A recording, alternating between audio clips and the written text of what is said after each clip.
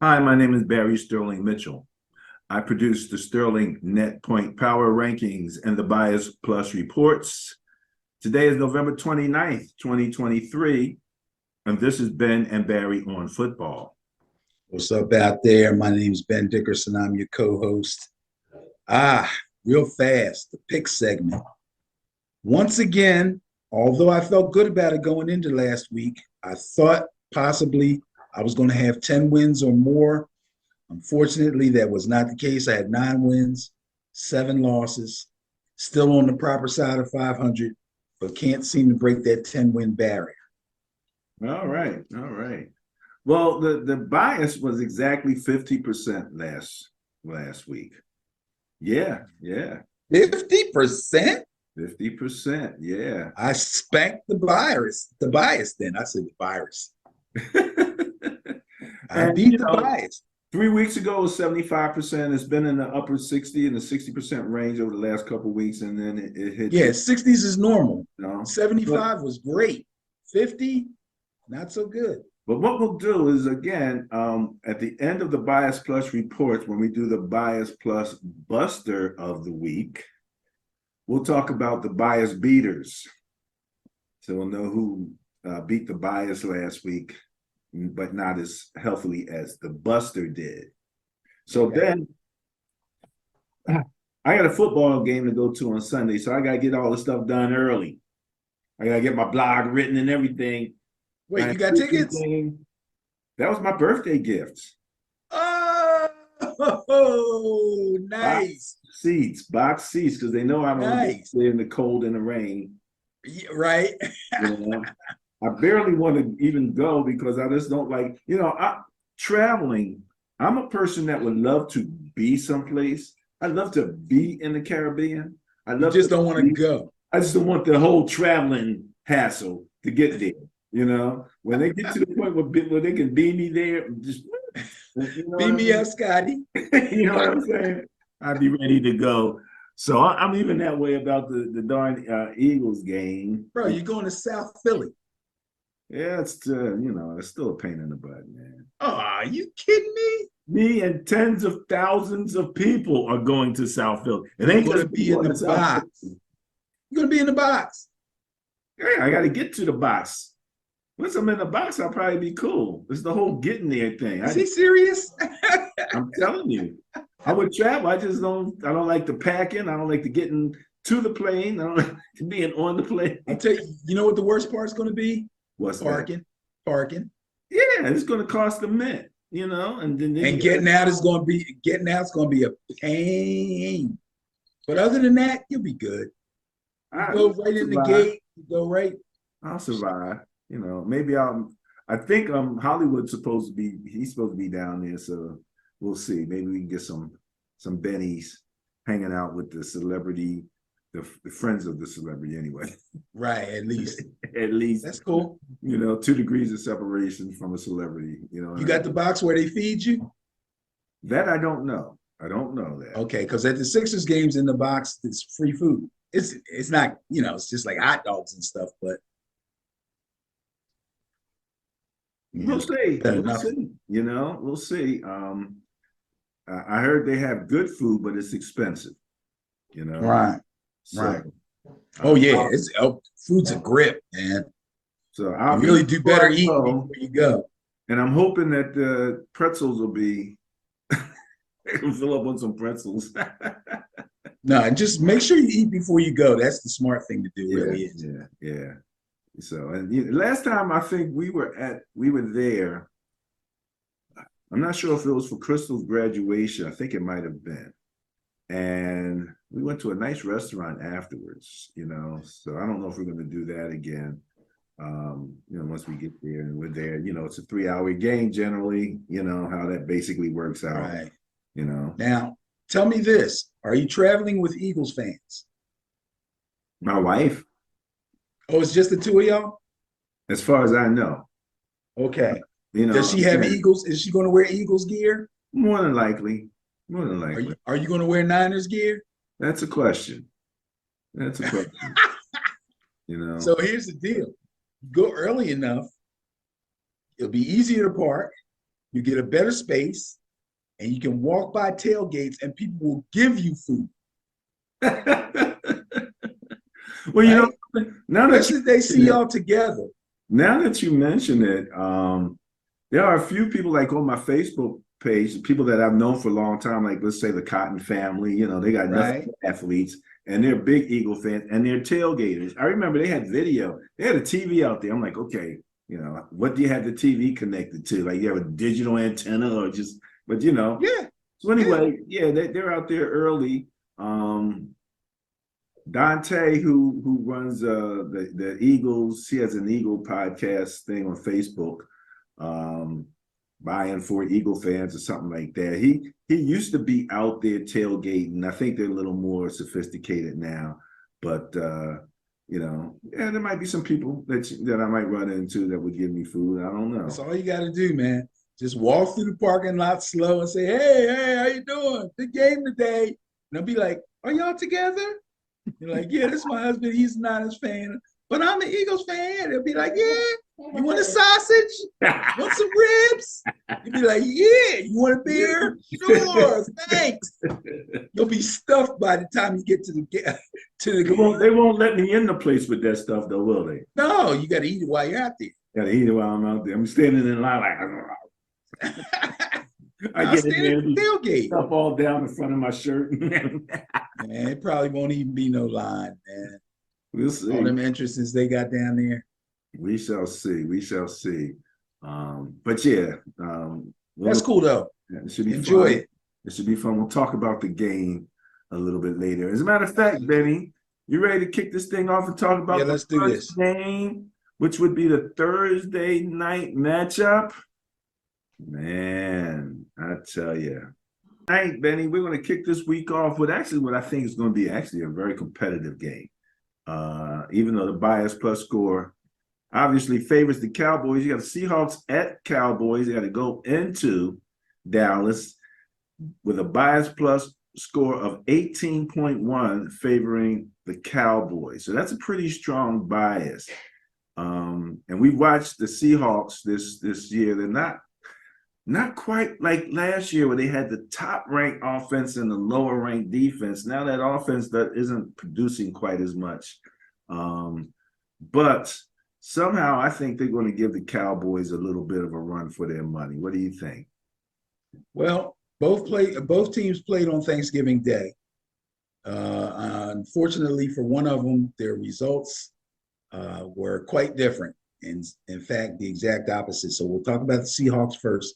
They lost to visiting division rival San Francisco, 31-13. Now, besides a 66-yard kickoff return by D. Eskridge, they got dominated in all three phases of the game. It was pretty ugly. Now, to be fair, they were wounded. That could be a problem this week, too. I'm not exactly sure how much, but they were wounded with their quarterback, Geno Smith, being banged up, and they were completely missing their number one running back, Kenneth Walker III. We actually discussed Walker's backup last week, Zach Charbonnet, and we wondered if he could come anywhere close to Walker's type of production. Now, he was able to gain 47 yards on 14 carries, but negative game script didn't allow Seattle to run the ball the way I'm sure they wanted to. Geno, even though he had to play through the sore triceps, he had to be pretty uncomfortable, but he was out there anyway. And unfortunately for him, being banged up wasn't bad enough. He also suffered through 6 sacks and 12 quarterback hits. So it got pretty ugly out there for the Seahawks. Geno, I believe, will be able to play. Walker is still questionable, but from what I heard, he hasn't done much in practice yet. It's only Wednesday, so it's still possible he plays, but I'm not sure. It doesn't really sound good. In fact, I think I read something that said he's trending toward not playing. So that still remains to be seen. Now, as far as the Cowboys are concerned, they treated their home crowd to a complete domination of the Washington Commanders. This was one of those games where one team just kind of seemed to do everything right. But let's talk about just two guys here for Dallas Cowboys. Dak Prescott was 22 of 32, 331 yards, 4 touchdowns, 0 turnovers. A magnificent game for Dak. It's quiet. It's funny how quiet my Facebook page is when the Cowboys are playing and the Eagles aren't. No matter how well Dak plays, nobody has anything to say about it except for Cowboy fans, where Eagles fans normally want to chime in all the time when their team is playing really well and how much Dak stinks and this, that, and the other. But that's just one of those things. Cornerback Deron Bland led the Dallas defense in tackles. And his real claim to fame, though, this is real claim to fame. After his pick six in this particular game, he actually now leads the league in interceptions with 7 and holds the NFL single season record with 5 pick sixes in a season. When I heard that, I was a little bit surprised, but then I thought about it and I checked a couple guys from back in the day. And yeah, that in fact is a record. 5 pick sixes in one season is something that nobody else has ever done. Pretty amazing, huh? Considering some of the great corners that played in this league. Yes, I would say. I had to turn my mic off for a minute there. Oh, okay. Oh, okay. I'm glad you agree with me. Yeah. Anyway, wounded teams are what the Cowboys like to feast on. Trust me, they're going to do it again. So I'm taking the Cowboys in this game, no doubt about it. Wounded teams, that's what you're calling the Seahawks, eh? Absolutely. Wounded team. All right, there. Going with the bias, going with the Cowboys. Cardinals at Steelers. Bias plus score of 11.9 favors the Steelers. Now, the interesting thing to me now that Kyler is back is just what are these guys doing now, on a more recent basis. And they just had a tough time themselves last week, right? Yeah, they're still losing. I was one who thought that perhaps when Kyler came back, they would win possibly 2 more games. That hasn't happened yet. Well, they're scoring points per game, average is 17.2, but over the last 3 weeks, it's just up a 1.1 point to 18.3. So they haven't really improved their scoring much here. They're pretty much on the same level as they had been. So that might be part of the issue. The Steelers, however, smoke and mirrors getting it done. What do you think about this one? Well, let me put it this way. Since you mentioned smoke and mirrors, I think smoke and mirrors is how they were getting it done when Matt Canada was the OC. Okay. But last week, they fired Matt Canada. Right. Basically because of a lack of production on offense and a lack of scoring on offense. So just a couple of days after they fired him, they played their game. Running backs coach Eddie Faulkner, we're talking a little bit lower level brain trust here. We're talking position coach, okay? Okay. Running backs coach Eddie Faulkner was running the offense, so he's basically the interim OC. And quarterback coach Mike Sullivan was calling the plays. And the Pittsburgh I offense. remember hearing about that, where they would split those duties. Yes. So during the week, Eddie Faulkner was basically in charge of getting the game plan together, putting everything together, and approving, what it is that they wanted to do. But on game day, quarterback coach Mike Sullivan was the guy that was actually calling the plays. I'm sure with help from Eddie Faulkner, but he's the one who's talking into the quarterback's helmet. The Pittsburgh offense still only scored 1 touchdown in this game, but listen to this. And this is from a team who got outgained almost like 10 games in a row, if not more. They dominated the time of possession, and they racked up 421 total yards on their way to a 16-10 victory over the hated Bengals. Now, defensively, they completely took away the Cincinnati ground game. In fact, Cincinnati gained 25 yards on ground. It's horrible. That left the offense pretty much in rookie quarterback Jake Browning's hands, and he just could not get it done. Now, talking about the Cardinals, you have to talk about Kyler Murray. So in this game, Kyler Murray led a 12-play first possession drive and scored on a 2-yard run. With the 2-point conversion, which I think they got by putting in their rookie quarterback and running the tush push, they got the 2-point conversion and they took the lead in this game 8-7. Oh, game against the Rams. They were playing the Rams. They took the lead 8-7. Now, not only was that the first and last lead they saw in the game, but it was 37-8 halfway through the fourth quarter. They were getting blown right. out. The Rams had a little bit of an explosion, didn't they? A little bit, yeah. Yeah, a little bit. Kyler scored a second touchdown on the pass in the fourth quarter, but the game was already over. The final score is 37-14. So they got smashed. And basically, there was nothing Kyler could do about this one. Sometimes he can scramble and run enough to keep moving the sticks and get them close for field goals and what have you. But in this game, it just wasn't happening. The Rams looked pretty dominant. So the Steelers are home in this game. Again, the Cardinals offense looks a little bit in disarray.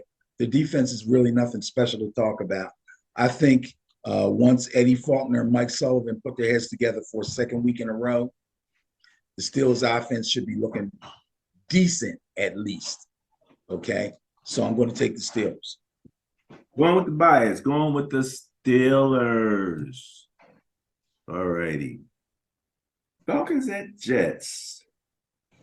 Bias plus score 3.5 favors the Falcons. And who's Mr. Everything down there with the Falcons? I'm having a brain fart. Cordarrelle Patterson? Mr. Patterson. Or Daryl. Daryl Patterson. Yeah. Oh my goodness. He's just a little bit everything, isn't he? Yeah, there's no position he can't play on offense, it looks like. I'm telling you. And he's big, even as a running back, he's like big for a running back. Right. He looks totally out of position at running back, but he's got so much size and he's still got pretty decent speed where they put him back on kick returns sometimes. Yeah. You know, he can be a vital piece, no doubt about it. He's got it. So what do you got here? Okay, so what I've got here is the Falcons are going to come to New York to what is now all of a sudden the dreaded MetLife Stadium. All these Achilles injuries happening on MetLife. People are saying it's the worst field in the league. I can remember when the Vet was the worst field in the league. Yeah. But now evidently the turf at MetLife is really bad. Although I was watching Aaron Rodgers on the Pat McAfee show, and he said that's actually not true. There's a couple other fields that are worse than MetLife, but he didn't want to name them. So, yeah, I don't know what that means. But anyway, Falcons had a big win over the Saints, 24-15. It was no thanks to Desmond Ridder, though. He threw 2 interceptions before tossing the touchdown pass to Bijan Robinson, and he was 13 of 21 for 168. Not much help there to the offense by Desmond Ridder. However, luckily for the Falcons, they got a first quarter touchdown on a pick 6 by safety Jesse Bates, and their offensive line ran roughshod over the Saints' defensive front, something that I did not bargain for. Yeah. They had a field day running the ball on the Saints. They ran the ball 41 times for 228 yards and another touchdown by Bijan. So the Falcons look strong, even though they're on the road. It's just a little trip up north, up 95. I'm going to take the Falcons to beat the hapless New York Jets. Yeah. So they opened up the 21-day window, how many number of days when someone off of the injury reserve for Aaron Rodgers to come back. you know, just in time to kill their chances of a first-round draft pick. Yeah. I was listening to what show was it? I think I was on the network. And they almost broke out into an argument about whether or not he should actually come back. Like there's some people that are vehemently against it. I don't think everybody's 100% bought in on this ramped up rehabilitation he's going through for this Achilles. The Achilles tendon injury really scares people. It's ruined careers. Guys don't come back. Young guys have a better chance coming back against it than older guys do. And he seems to be beating all the odds if the information he's given us is actually true. Some people doubt it. It's crazy. It's crazy. I can't wait to see what happens. I mean, they opened the window for him. They announced it. They're making a big deal out of it. So I believe that they believe that he wants to try to get out there and play before the season's over. All right. We shall see. We shall see. But you're going with the bias, going with the Falcons, 3.5. Yes, sir. Bias Yes. plus score of 3.5. All right. Let's see what we got next. Dolphins at Commanders. Man, talk about a team that's in the news lately. The Commanders. Bias plus score of 17.9 favors the Dolphins.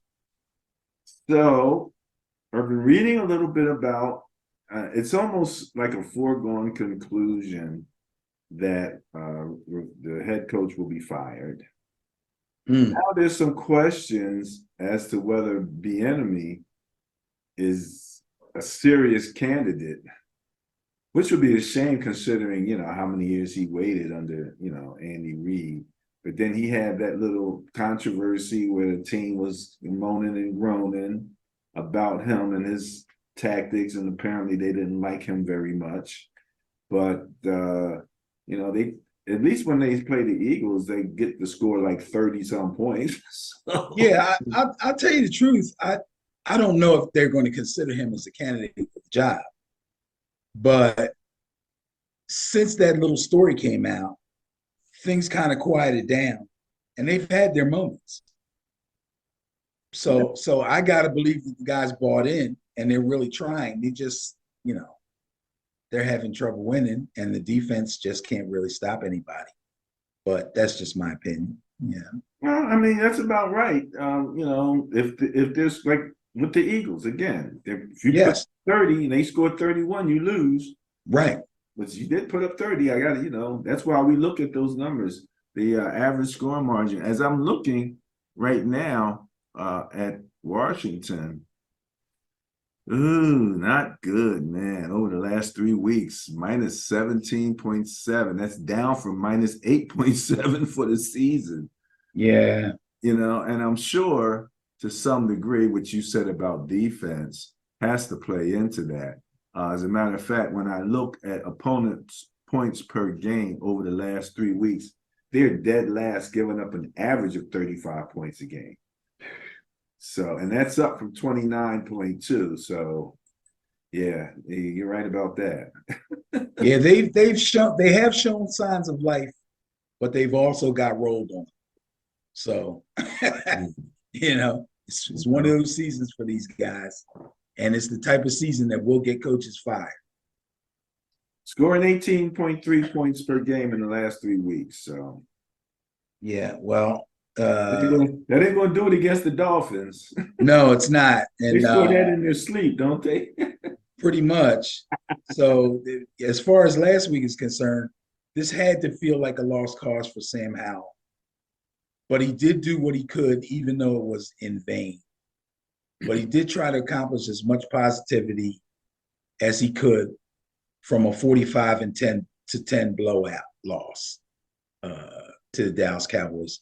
The Commanders got 108 yards on the ground on 27 carries. Not bad. They got a touchdown on the ground. That touchdown came from Sam Howell. He had to run one in. Howell also threw for 300 yards, but he only completed 28 of 44 for no touchdowns and 1 record-setting pick six. That was the one we talked about when we talked about Dallas. The 5 pick sixes once a year. That was a record-setting pick six. Not good for them. And like you said, over the last 3 weeks, they haven't been looking good. I think they've dropped down into a hole they may not get back out of as the rest of the season goes on. I have to look at their schedule. As far as Dallas is concerned, a dominating defeat of the hapless, as I called them before, hapless New York Jets has everybody once again marveling at the serious firepower of the offense, but the improving defense, which I believe I spoke of last week as supposedly a defense that maybe fantasy owners might want to jump on now. They didn't seem like anything special early in the season, but they're getting better, and their schedule dictates that they should be able to get even better as the season goes on. They played really, really well against the Commanders. 7 sacks, 12 quarterback hits on poor Sam Howell, and a 99-yard pick six by safety Javon Holland as time expired in the first half. All that contributed to the 34-13 win, along with the run game that produced 37 carries for 167 yards and 2 touchdowns. I believe both touchdowns were by your guy, Mr. Mostert. Dominating performance by the Dolphins. I believe they'll take a little ride up to Washington and do the same thing to the Commanders. I'm picking Dolphins to win. Niners East, baby. Going with the bias, going with the Dolphins. All right. Lions at Saints. Bias plus score of 1.3. Favors the Saints. Really? How'd that happen? I tell you, how does this stuff happen? Well, let's look at what's going on lately, okay? So Detroit welcomed division rival Green Bay to town for the annual Thanksgiving game. Oh, boy. If you remember back in week 11, the Lions hosted Chicago. And I said about that game that I was very surprised at how that game played out. I predicted an easy win for the Lions, but the Bears jumped on them early and battled them all day before they were able to pull out the win. Like 4 minutes left in the game, they were able to pull themselves together and they won the game. But here, this time, they couldn't save themselves. They fell to the Packers 29-22. Jared Goff threw for 332 and 2 touchdowns, which sounds great. But he also got sacked 3 times. He got hit 12 times. He lost 3 fumbles. You cannot turn the ball over. I don't care how good your offense is. 3 fumbles is terrible. He had one of those fumbles returned for a touchdown, which made it even worse. They did score 2 touchdowns in the second half, 1 in the third quarter, and 1 with 46 seconds left in the game. But that only brought the score to 29-22 because in between the scores, they got stopped on downs twice, and they lost one of Goff's 3 fumbles. So in a vain comeback attempt, they end up losing. But I think they're still strong enough to beat the Saints. The Saints defense is not what it was cracked up to be, evidently. I'm not exactly sure if they've got injuries or maybe the wheels are just falling off. But they're still ranked 9th. Well, they lost to Atlanta 24-15. Derek Carr was 24 of 38. It's not great. It's not terrible. 304 yards, but he never found the end zone. They scored no touchdowns. The team had a total of 148 yards rushing, but again, they never found the end zone through the air or on the ground. They turned the ball over twice, a fumble and a pick six, which always doubly hurts. And all the scoring came by way of the kicker, Blake Grupe. If all that wasn't bad enough, they've now lost all 3 of their starting wide receivers. At least, well, Mike Thomas is on IR with a knee, so he's pretty much done. Chris Olave had a concussion. He may play this week. He may not. Rashid Shaheed has a quad injury that's been reported is not too serious. So he's the only one that you can really count on. Without Olave and definitely not having Thomas and maybe a banged up Shaheed, they're going to have to depend on Alvin Kamara. Now, I will say this. The Lions' run defense hasn't been anything to write home about either. But they would have to run Kamara's legs off to keep up with the Lions' offense. So I'm going to take the Lions to win this game on the road. Well, you asked an interesting question, and you've been around the net point rankings, excuse me, long enough that certain things might perk your ears up. So you said, how did that happen? How did the Saints wind up with the bias? Well, in actuality, the Lions were plus 3.3 in net points. Mm-hmm. That's not a lot for a team that was scoring the way that they were scoring, but obviously, again, we know what happens with the Lions. It's the defense. Right. But what happened here was that the Saints, they were on the plus side, just 0.6, all right, which gave the Lions just only a 2.7 net point bias in their favor. But you kept talking about those TOs. turnovers. And once when you compare the turnovers for those teams, the Saints came out on top, and when you throw the Pythagorean calculation on top of it, those points off of turnovers actually exceeded the net points by 1.3, and that's how the Saints wound up there. Okay. So yeah, that's how that worked out. They do have a 9th ranked defense. And the just to look real quick, the Lions defense, Down in the teens. Lions defense 24th. 24th. They're 7th on offense. Remember we talking about ranking differential? Right. We're looking at that big difference between 24th place defense and 7th ranked offense. Right. So yeah, that's how that happened. But you still want to go with the Lions, right? Yes, I do. All right, going with the Lions, going against the bias. All right, Broncos at Texans. Ben, potentially an intriguing game for me. Let's go of only 4.4 favoring the Texans. I wouldn't be mad at that.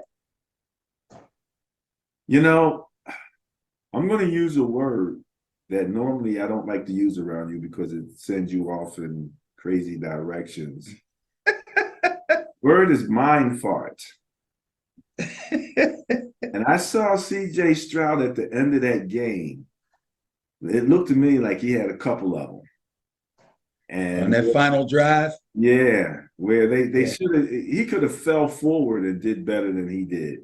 He could have took the snap and just fell forward and gave the guy a couple extra inches, and he might not have had that doink off the crossbar. Right. How close it was for them to win that game. So, but then again, you got coordinators who put you in a shotgun in those situations, and so I thought that was a shame that they didn't finish that off. But and then you got the ascending Broncos, man. Everybody's like, okay, this Broncos team they're on the right track. The train is rolling now all of a sudden. So yeah, Broncos, you got Russ versus CJ Stroud, all the news coming out now talking about CJ Stroud versus Bryce Young with the Panthers. I know you'll talk about that a little bit later.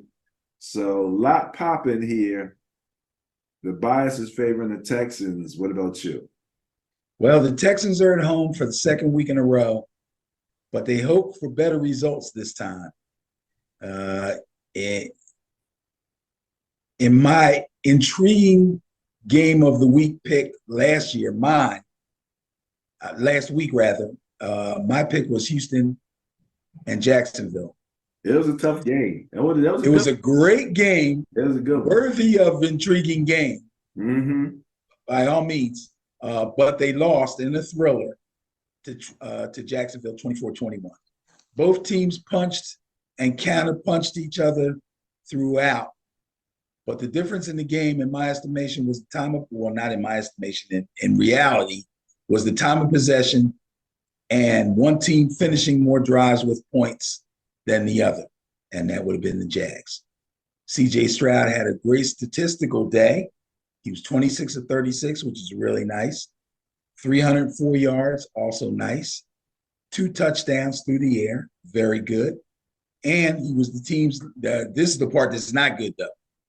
He was the team's leading rusher with 47 yards and another touchdown on 6 carries. So 47 yards on 6 carries, that's great. But if that led the team in rushing, where were the running backs at? Yeah. Where was the commitment? For even in those situations where they just needed a few yards, right? Where was the commitment to the run? They lost faith in their run game when they didn't have to. When they didn't have to. Right. Well, they could have. And Singletary pushed themselves into a field goal range. Yeah. I mean, Pierce is just coming back off an injury, but Singletary's having like a career year. I'm not saying he's Jim Brown or nothing, but I'm just saying he's running better than he's run since he's been in the league. Far better than he's run since he was with Buffalo. Okay. But come to think of it, the lack of balance with no real commitment to the running game put everything squarely on Stroud's shoulders, and he almost delivered.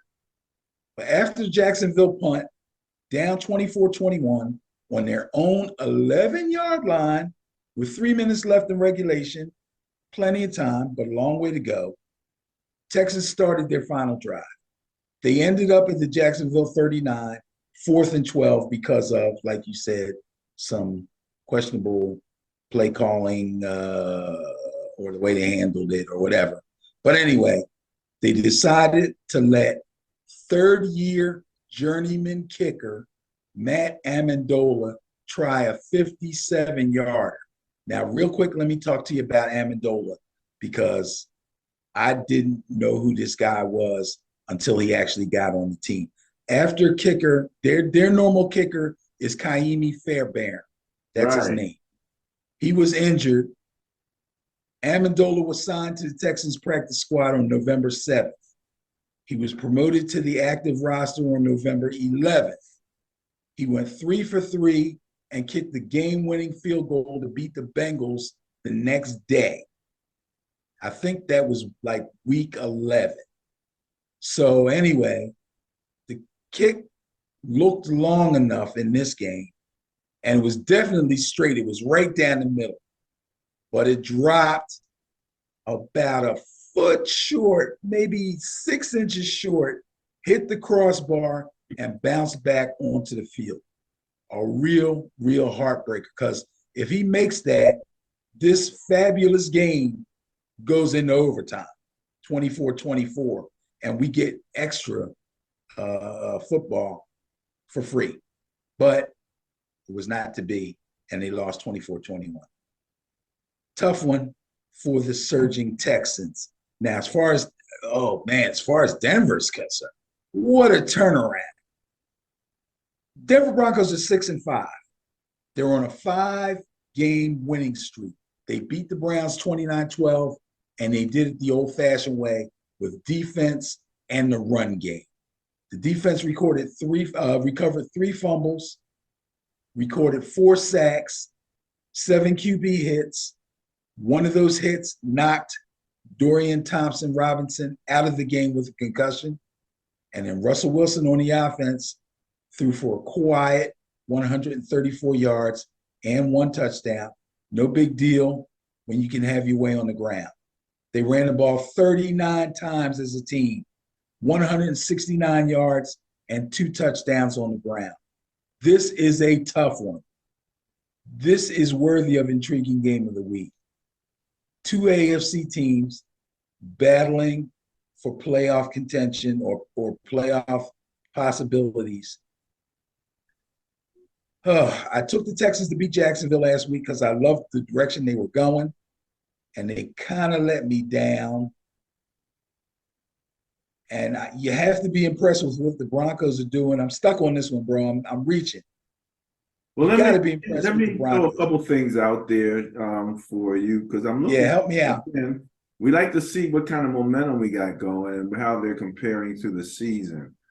Let's start, Ben, with the opponent's points per game because last season it was all about Denver's defense, Right. that top-ranked defense.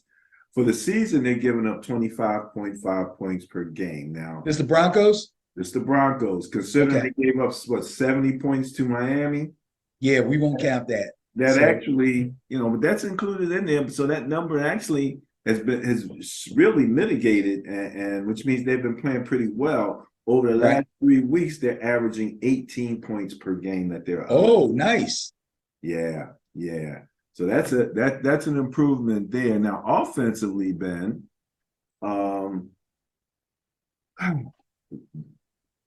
they were scoring 22.4 points per game for the season. They're up a couple points. 24.7 is what they're averaging over the last 3 weeks. So, Okay. so that's that right there will give you that win margin. Where now they've gone from a minus 3.1 average net points to Right. 6.7. That's almost a full touchdown and a field goal. It sure is. Better over the last 3 weeks than what they've been averaging on the season. So they're coming in here looking like they're ready for Freddie, and the Texans are going to have to, play a real game. They can't be playing around with no run game. Can't be letting. They're going to have to get that going.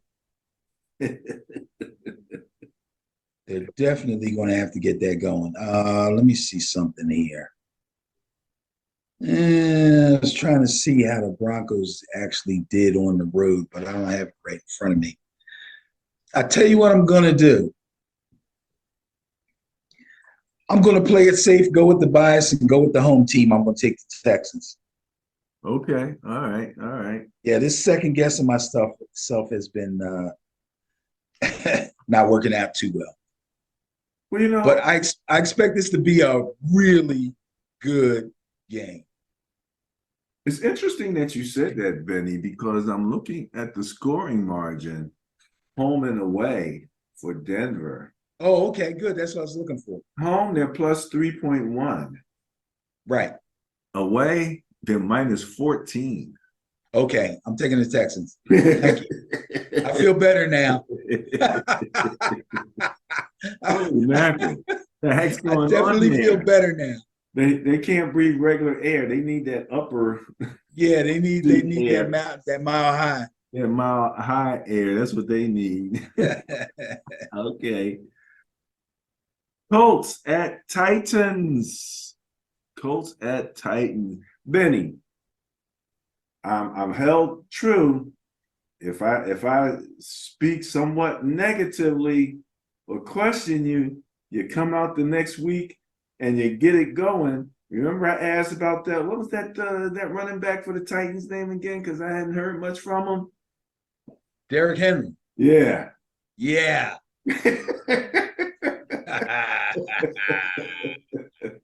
Yeah. Since you brought him up, let's talk about Tennessee first. Tennessee committed 8 penalties. They got outgained in total offense, and they lost the time of possession battle to Carolina.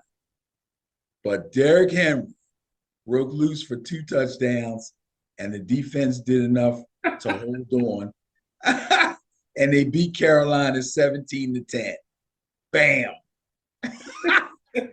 Take Derrick that. Henry.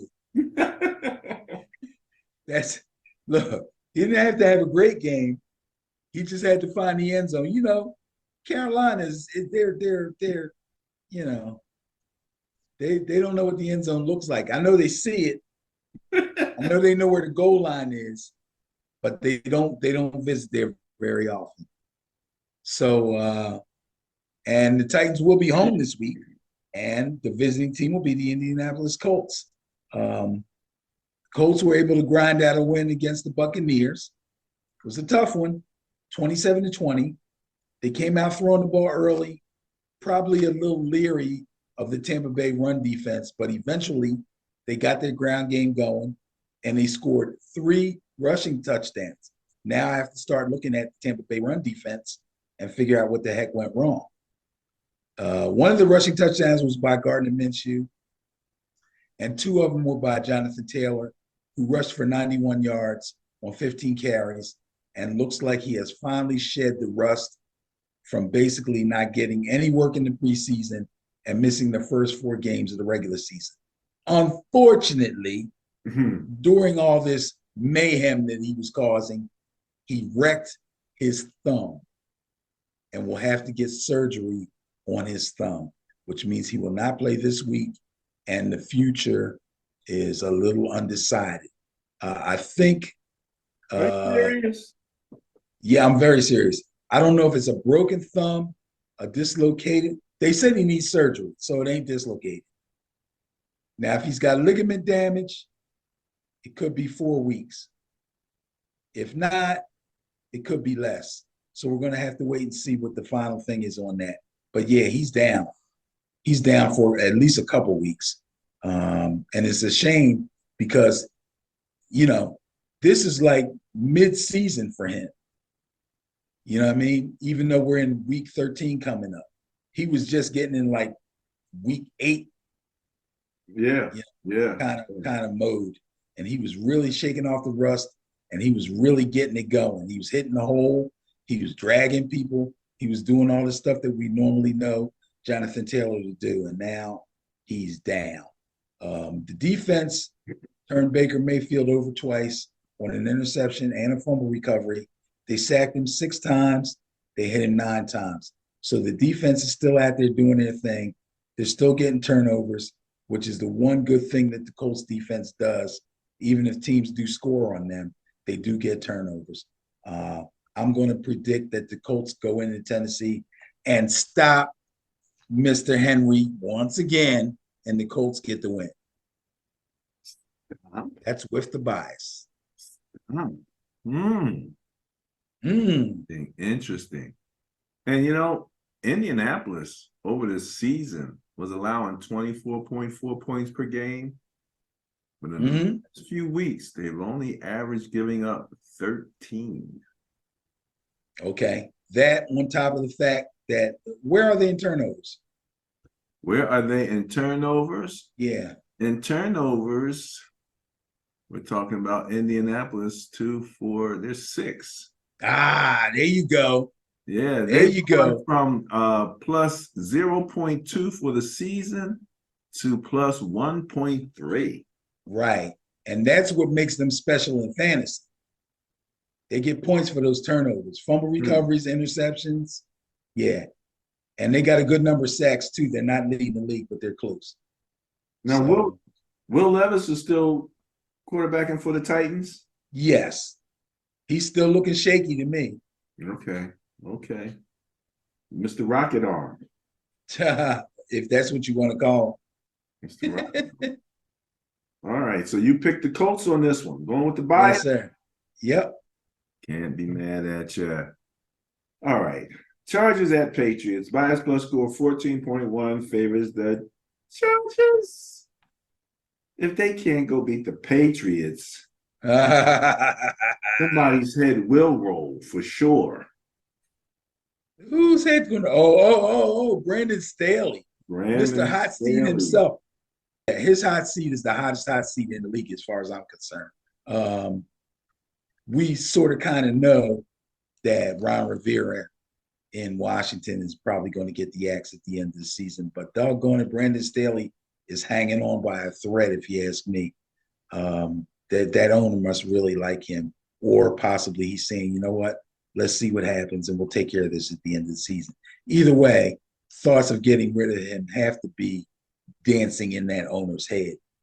Both of these teams are coming off of losses. New England lost their fourth straight, going down to my New York Football Giants 10-7. Mac Jones started at quarterback, threw for a stinking 89 yards, and he threw 2 interceptions.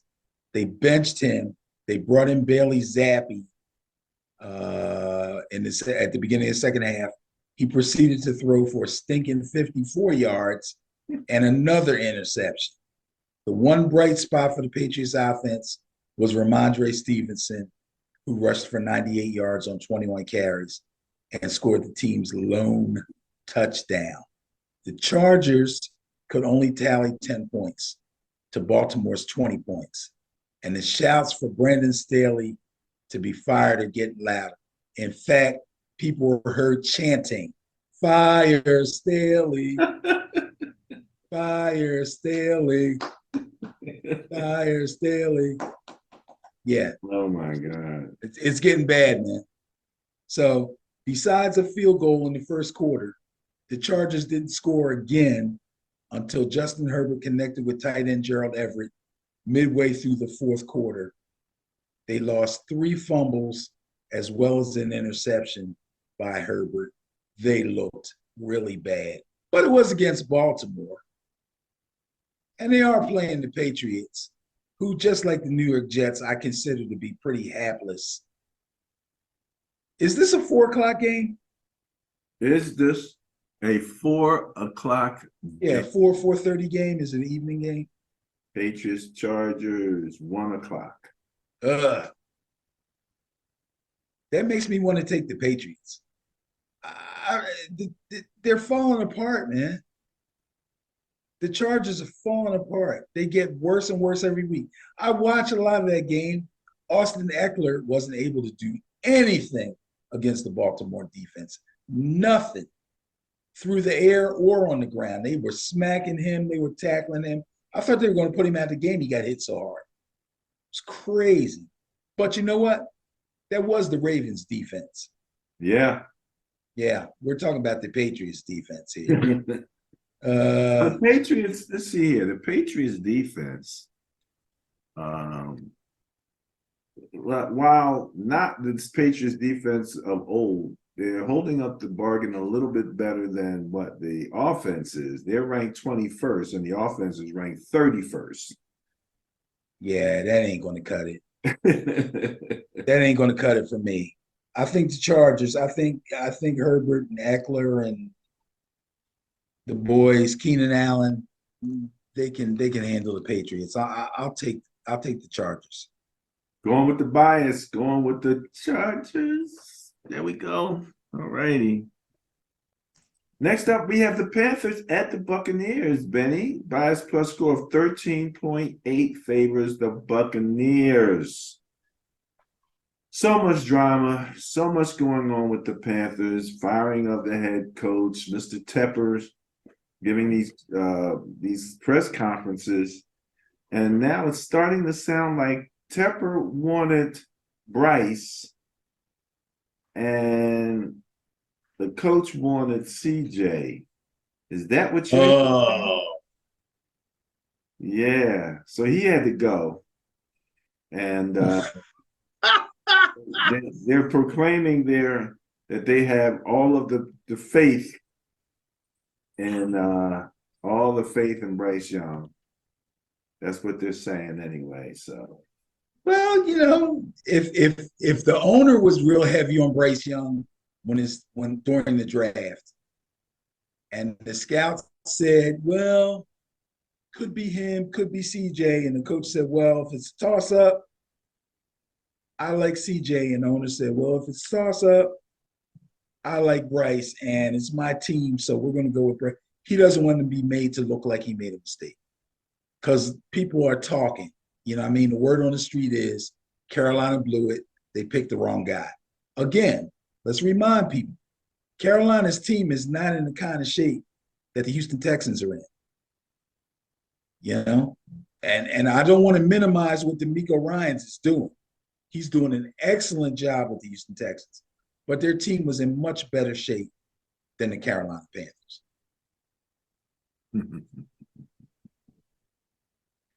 So let's see what we got here. So let me see. Buccaneers are home. Panthers on the road. Oh, geez, that's not good. Carolina's lost their sixth road game, and head coach Frank Reich was fired, along with assistant head coach Deuce Staley and quarterbacks coach Josh McCown. I don't know if you remember or not, but Frank Reich and Deuce Staley, weren't they on the Eagles 2017 Super Bowl team? Yeah.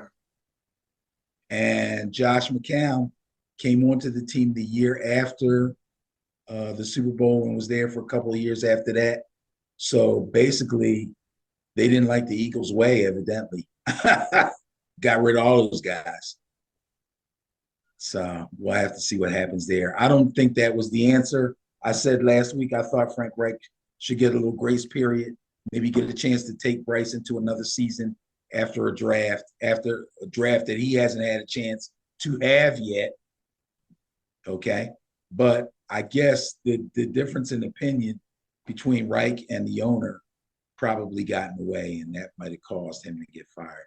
But anyway, evidently, whoever they pick, they want them to get their own assistants, so they just let everybody go. Everybody had anything to do with the offense, that is. A field goal in the first quarter and a touchdown from Chuba Hubbard in the third quarter was all the scoring that Carolina could muster. And the defense, obviously, as I said before, couldn't contain Derrick Henry. So that was basically it for Carolina. As far as Tampa Bay is concerned, Baker Mayfield threw for 199, but that 199 is not a lot of yards, but he did throw for 2 touchdowns. And running back Rachaad White ran for 100 yards. Unfortunately, Baker also threw a pick, lost a fumble, got sacked 6 times on the way to getting it overpowered by the Colts 27-20. Not to mention their run defense got badly exposed. Colts kind of ran all over that run defense that I thought was in better shape than it's proven to be. That being said, Baker and the Buccaneers are still good enough to beat the Panthers, especially with the Panthers having such a bad road record. There's no reason to pick them on the road this week, that's for sure. So I'm going to take the Buccaneers. Question. Yes. Baker Mayfield. Yes. Starter or good backup?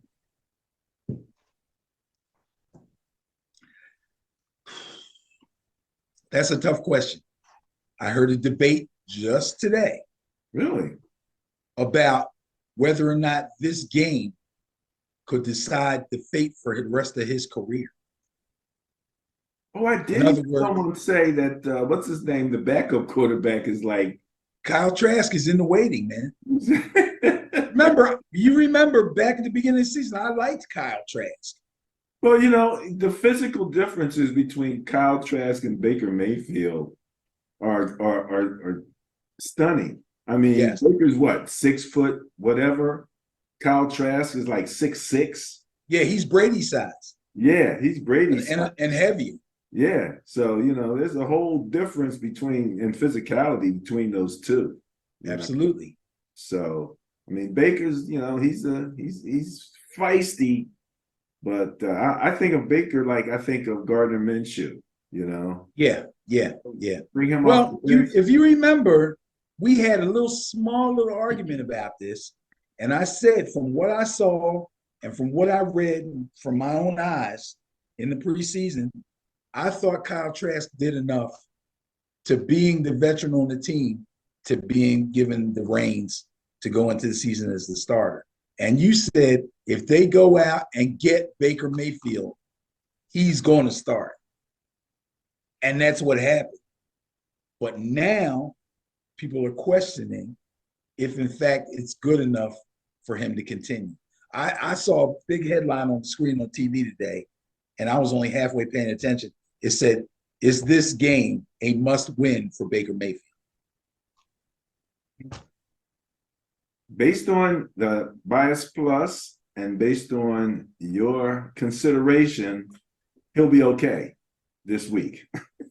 Yeah. I believe he'll get this win, but guess what? It's going to continue. Every week they're going to be looking at Baker.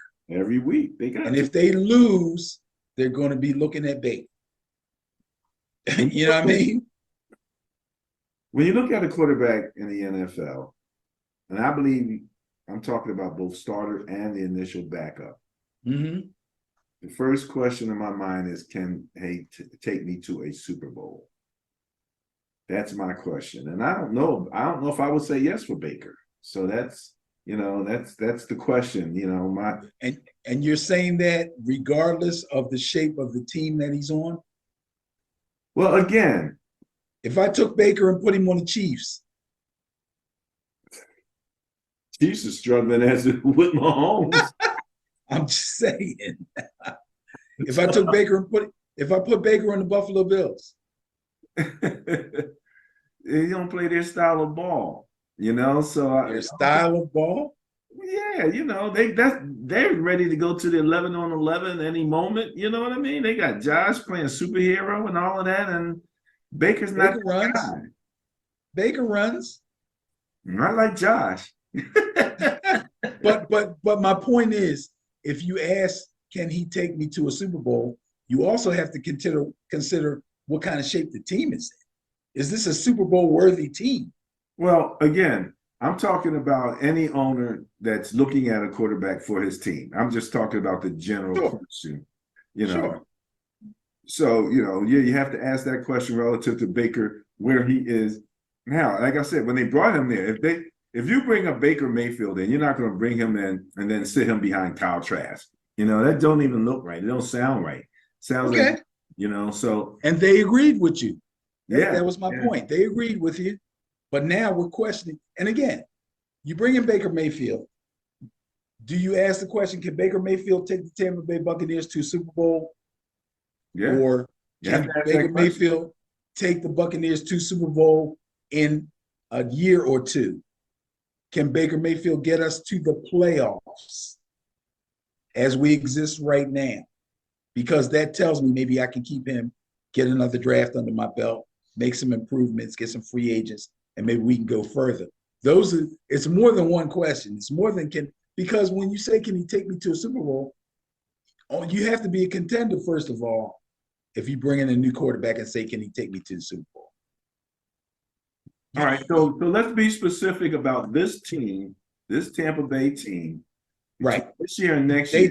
They didn't ask that question of Baker on this they didn't particular ask the question. No.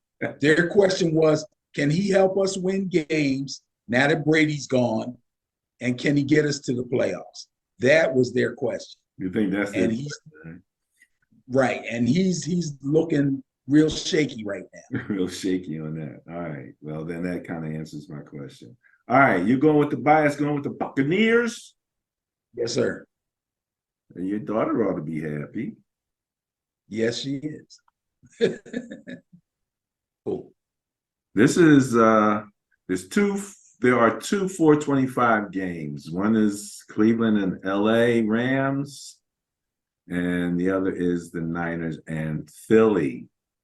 So the Carolina Tampa Bay is a 4:00 game, 4:05. Let's talk about Niners at Eagles. Bias plus score of 11.7 favors the 49ers. This is a game that, we're in Philly, so it's all everywhere on the airwaves, on the radio, on the TV. This is apparently the game of the week. Everybody's focused on it. Vegas has the Niners as 2.5-point favorites last time I checked. On the road at the lake? Which our girl on Speak,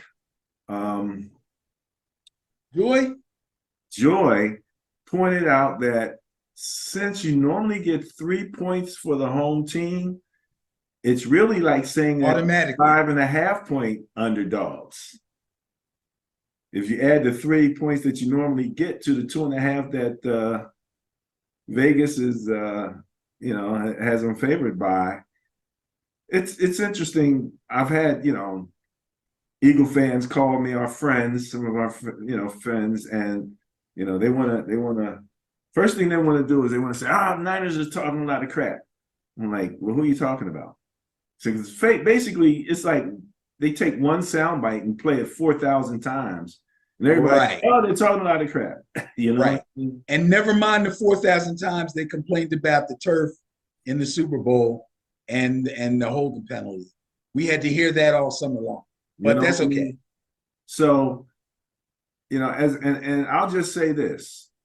I've already said that I think that teams that can play 11, that can make you play 11 on 11 football, and I want to say make you play because people can try to do it, but like a Jalen Hurts, you better be prepared, you know, to play 11 on 11 at any particular play. He's got a triple option built into a lot of those plays. He can throw it, run it, or hand it off. So I'm very interested to see how we handle the 11 on 11 situation defensively. The other thing that I say is a advantage, again, for the Eagles is I believe that the brotherly shove is an advantage because, you know, anything you can do at a 90% clip, if you're close enough, you know, it's really tough to stop. The thing that's I think is interesting here is that the Niners and the Eagles, now check this out, Benny. I need to look at points per game. That's what I needed to look at. All right, here we go. For the season, the Niners and the Eagles are tied on points per game at 28.2. Okay, I like that. Now, the average net points, when you look at net, okay, Philly is 1, 2, 3, 4, 5, 6, 7, 8, ninth place at plus 5.8. And over the last 3 weeks, they're actually down to plus 4. So that means they're winning at on an average of less than 6 points per game. The Niners are plus 12.7. And over the last 3 weeks, they're actually plus 20.7 in terms of net point win margin. Now, where it all comes to is defense, Benny, because the Philadelphia Eagles, I got to look down the chart here to find these guys. Oh, there they go.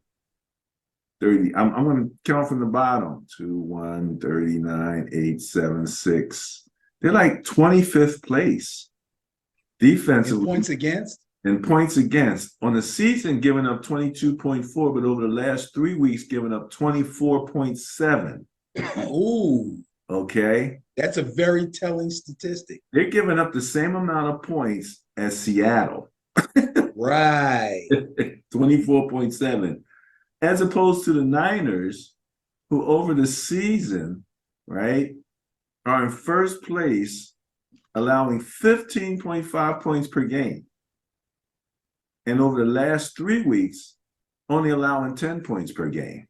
Ooh. Yeah. So very telling statistics. So that's where the Niners are coming out net point favorites for this game. And you know, that's why I think it's going to be close because again, the 11 on 11 and the tush push, I think, always keeps these guys in games. But as I pointed out to a couple people when they talk about how the Eagles find ways to win, right? That one pass that the Bills threw, the boy's in the end zone, wide open by himself. Yeah, you know, wide open by himself. That was the game ending. That was it right there. You know, that was kind of like I don't know if you could say it was luck that the other team didn't execute or executed so poorly, you know, but it was very fortunate. Let's put it that way. Extremely fortunate. We'll put it that way. So bias plus score 11.7 favors my beloved 49ers going into the Eagles stadium, and it will be a rabid location. So what do you got on this? It's going to be crazy, and I'm jealous of you being able to go. But anyway, and it's a shame you can't make this your intriguing game. Oh, let me tell you. And type it in from the box while you're up there waiting for it to start. Our friend Mark Russell is going to tell me, oh, you need to just table that rule for a second because you need to make this an intriguing game. Nah, buddy, we don't table No, things. we don't table now. We don't do that. No, So, no. Guess what? Considering the fact that your team is really good, that's the easy way out. I respect what you're doing. I really do. Because you could every big game they have, you could go with that. Screw that. No, I like what you got going. You're okay. good. You're Okay. good. So what do you got? Well, obviously, like you said, this is the big one. This is the one everybody's been waiting for. This is the one I hear about on the bus. This is the one I hear about at the gym. It's all over the place. I go to my therapy for my back, and the therapists are in there, and they're going back and forth. And they all got fantasy teams, and it's a big deal. But last week, Christian McCaffrey had a nice day on the ground against the Seahawks. And I say only a nice day. Be a great day for anybody else. But he had a really nice day. Purdy didn't have to do too much. The Niners defense totally abused Geno Smith. That game basically was no contest. The Eagles, on the other hand, went into the half down 17-7 with the exact same score from the week before. So 2 times in a row, they go into the half 17-7 on the losing end, and they came from behind for the second win in a row. Jalen Hurts countered Josh Allen's 2 touchdown passes and 2 rushing touchdowns with 3 touchdown passes and 2 rushing touchdowns of his own. Jalen Hurts is having an MVP season, but I'm not saying I think he should be the MVP.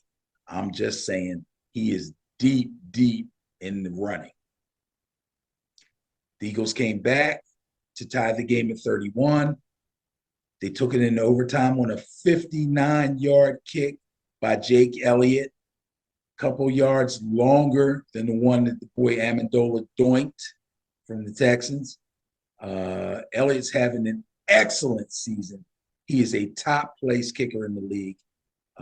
They survive a scare in overtime, and they hold the Bills to a field goal, and then Hurts drives the Eagles 75 yards in 9 plays. Oh, my God. And runs in the game-winning score to win the game 37-34. Spectacular. However, and what time is this game? 4:25. Beautiful. I'm not gonna go crazy on this, okay?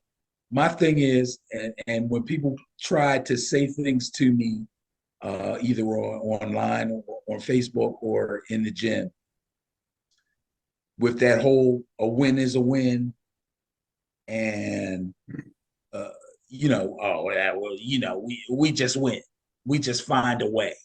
They give me all that talk. Okay, I don't want to hear it. How many times do you think this is going to work? Okay, if Valdez Scantling for the Chiefs catches that bomb, Yeah. maybe the Eagles roll back down the field and still win that game. But if Josh Allen and Gabe Davis don't have that mix-up, that game's over. How many times do you think you're going to be able to survive this kind of stuff? How many times can you not get your run game going in the first half and come back and do it in the second half and still survive? How many times? How many times can you get by the Commanders by 2 and 3 points? I'm telling you, their days are numbered. And this is the one. I'm taking the 49ers to win this game. As long as they keep Purdy clean, they will beat the Eagles. Well, hopefully they learn their lesson in trying to block the others, the end on the other side. Who was the guy? Got to block Hassan Reddick. Yeah, Hassan Reddick. And the other thing I thought was interesting with the Bills game in that final drive. Number one, I'm saying to myself, well, could the Bills play any softer? Because they didn't have to go deep. They 10, 15, 20 yards a while. But I will say this in the Bills' defense, I think I would have gone for broke and played tougher. But I understand, again, I always talk about, I understand why these coaches do what they do. We might not always agree with it, but I kind of get where they're coming from. The Eagles' offense is very, very diversified. And Swift was breaking off some nice runs. So that makes the option even more dangerous. You know what I mean? Hurts can beat you on the ground. Swift can beat you on the ground. And Devontae Smith is running these freaking dig routes from one side of the field to the other and getting open every doggone time. It's crazy. So I can understand why the defense was in disarray. The other thing that in that drive when the Hurts run, if I remember correctly, the defense was in man. Okay. Okay. You're at what, the 10, 15-yard line. You're in man. Don't you think you better put a spy or somebody on Hurts? If you're that close, if I mean, man is the deep, one thing that a running quarterback loves because they turn their back to the quarterback. They're chasing. I agree with you. I agree with you 100%. If you're going to play man deep in the red zone against the Eagles, you must put a spy on Jalen Hurts. If you don't, you're inviting him to run it in. Inviting him. And that's what they did. And he took full advantage of it. So, yeah, I think that they had, it was a few things that happened in that game. We'll talk about something else a little bit later. But you're going with the Niners? Yes, sir. Going with the bias. Okay. Okay, Benny. You ready for the Sunday night matchup here? Chiefs at Packers. Bias plus score of 6.1 favors the Chiefs. Yes, sir. What do you got on this one? Yes, sir. Well, the Chiefs fell behind the new look Raiders with their new head coach, or at least interim head coach, Antonio Pierce. Fell behind the Raiders 14-0 early, but they tied it up by halftime, and they pulled away in the second half to a 37-17 win. Patrick Mahomes went to work, completing 27 of 34 passes for 298 yards and 2 touchdowns. That's a real nice day. He didn't turn the ball over at all, and he got 2 scores on the ground from hard-running Isaiah Pacheco. Now, the Packers, this was a bit of a surprise for me. I'm sure Packer fans were delighted and probably felt like they had a good shot at this one. I was a little surprised. They rolled into Detroit, and they stunned the Lions 29-22. Jordan Love had a great day, one of his better days. He threw for 268 yards, no turnovers, and the defense was pretty dominant too, with 3 sacks and 12. Some of them were really bad hits on Jared Goff. They forced and recovered 3 fumbles, and they ran one of them back for a score. So the Packers looked really strong in that game. I don't know if he's strong enough to hold off the Chiefs, though. But I tell you the truth, Chiefs on the road against the Packers. Chiefs defense is playing well. Jordan Love looks like he's finding his way. Christian Watson's looking great. The whole receiving core is looking great. The one thing I will hope for on the Packers side is that Aaron Jones is able to come back from injury and play. If Aaron Jones comes back to play, I'm picking the Packers in this game. Really? Yes. But you don't know that yet. Well, I don't know. No, we don't know 100%. But he's trending toward playing was the last thing that I saw. You know, that's the problem with doing this on a Wednesday. It's a little tough because Thursday and Friday practices are the ones that kind of really determine whether or not a guy's going to be questionable, doubtful, or fully active. But I'm going to believe, kind of because I have to believe because I need him in fantasy on a couple of teams. I'm going to have to believe that Aaron Jones is going to be ready. I'm going to pick the Packers to upset the Chiefs in this game. Going against the bias, going with the Packers over the Chiefs. Now, remember I gave you that stat where the Eagles and the Niners were exact in terms of their points per game? Yes. Yes. How you like this? Don't tell me. The Eagles okay, tell me. and the Kansas. Oh, wait a minute. Hold it. All right. Not exact. Close, though. Eagles and Kansas City both are kind of like the same situation where they're winning, but they're not winning by big margins. Kansas City over the season plus 6.8. The Eagles over the season plus 5.8. So Kansas City's winning by a slightly larger margin, just under a touchdown and an extra point, and the Eagles are right there with them at 5.8. Yeah, because Kansas City's defense is playing a little bit better than the Eagles' defense. Well, you say a little bit better. Let's see how a little bit better we're actually talking about here. Kansas City is third. They're giving up 16.5 points per game.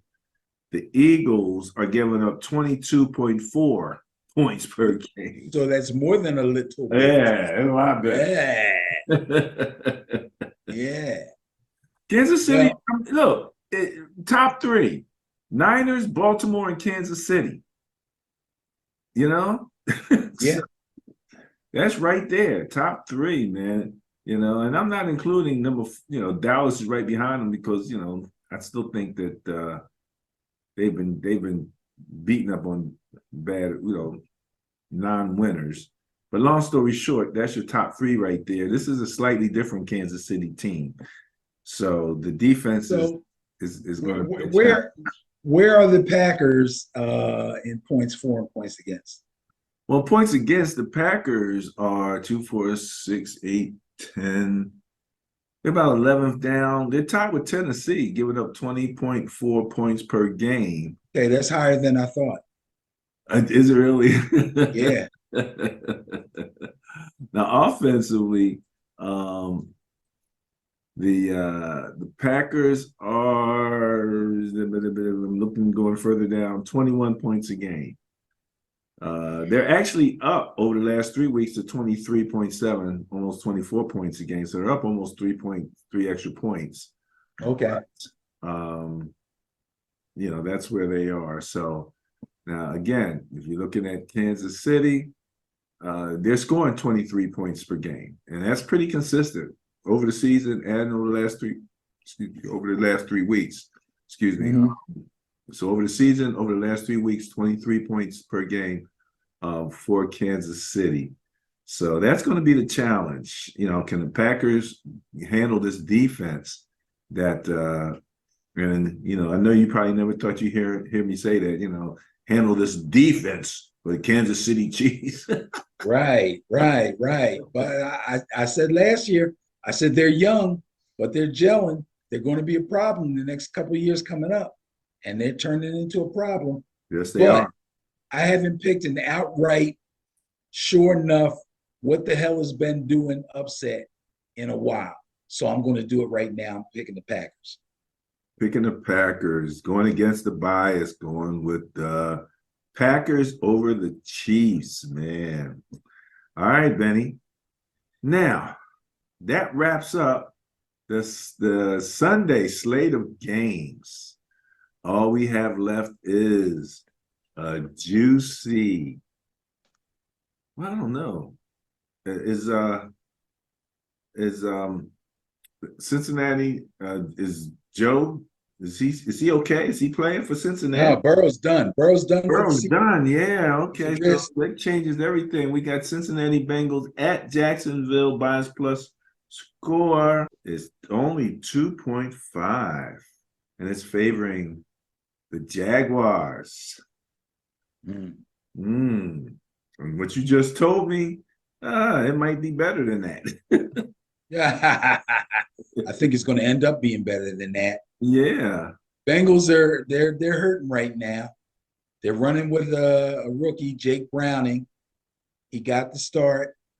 He threw one touchdown pass. Oh, wait a minute. Jake Browning's not a rookie. Oh, anyway, Jake Browning got the start last week, his first start. He threw one touchdown pass and he threw an interception. But he had a really, really tough time sustaining drives. And the Bengals got dominated on the ground and on the time of possession, losing the game to the Steelers.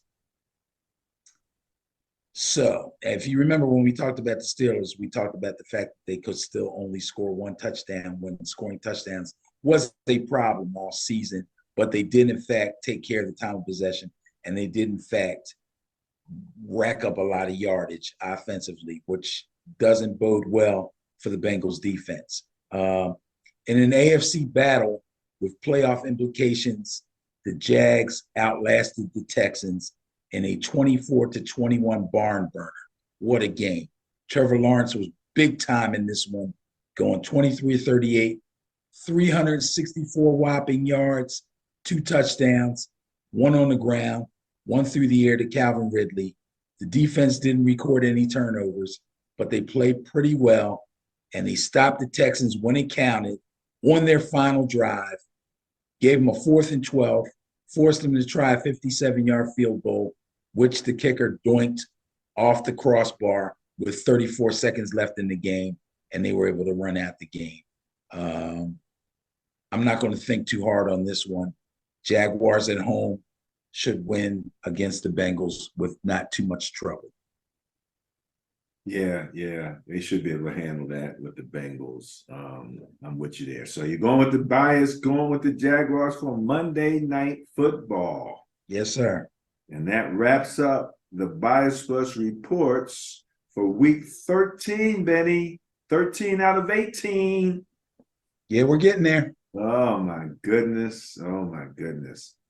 So what happens after the Bias Plus report?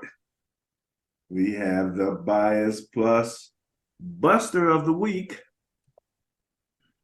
Those Denver Broncos. Yeah.